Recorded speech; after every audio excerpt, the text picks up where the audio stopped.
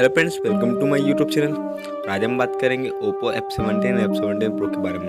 और आज का हमारा टॉपिक है स्क्रीन कॉल सेटिंग। इससे होगा क्या कि आप अपने फ़ोन को किसी चीज़ से कनेक्ट करना चाहते हैं, जैसे कि आपका लैपटॉप एलईडी से कनेक्ट करना चाहते हैं तो इसके ज़रिए यहाँ से हो जाएगा। तो सबसे पहले इस सेटिंग को ओपन करने के लिए, हमें इनेबल करने के लिए अपने फ़ोन की सेटिंग ओपन कर लेना है। एंड यहाँ पे देखिए अदर वायरलेस कनेक्शन वाला ऑप्शन है, उस पर हमें टैप कर देना है।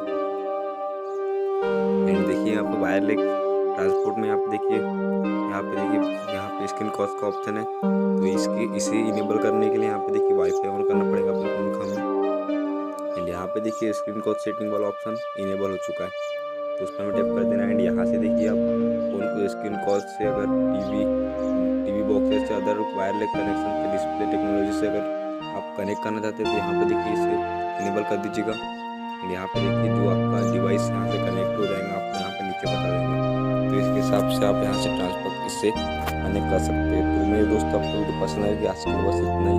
Thank you.